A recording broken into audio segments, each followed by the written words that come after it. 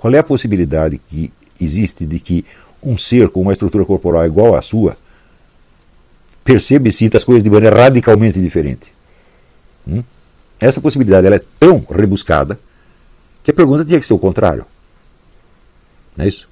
Então, como que eu sei, como eu posso provar para mim mesmo que o meu semelhante é meu semelhante? Eu digo, faça a pergunta contrária, prova que ele é diferente.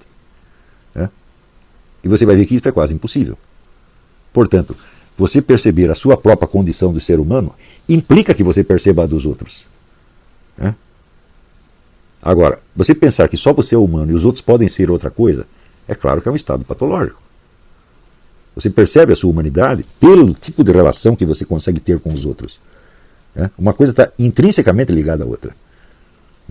O amor humano, toda a comunicação humana, tá certo? É concebível a condição humana sem a comunicação humana? Claro que não.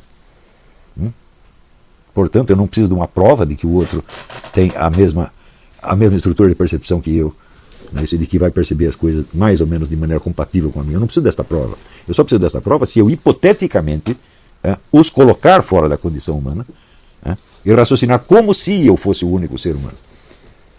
Você vê que é uma coisa tremendamente artificiosa e injustificável, logicamente.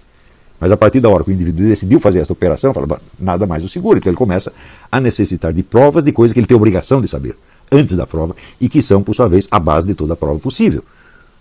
Por que eu tenho, você, por exemplo, você está me vendo, por que eu tenho que provar para mim mesmo que você é um ser humano? Tá certo? E se o simples fato de eu estar falando com você já pressupõe isto.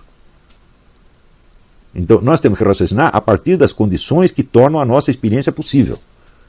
Não inventar experiências hipotéticas e raciocinar a partir delas. Isso aí, vamos dizer, é a famosa confusão do dado e do construído. Tem muitas filosofias inteiras que partem simplesmente dessa confusão. Eu já dei aqui o exemplo do David Hume, do homem que cai da escada, não dei? Então, se você separa, vamos dizer, o resultado efetivo de uma ação, e você diz, não, fui eu que conectei o começo da ação com o fim da ação por meio de um conceito de causa que eu enxertei nela. Eu digo, bom, você caiu da escada, você não chegou no chão ainda, mas está no meio do caminho.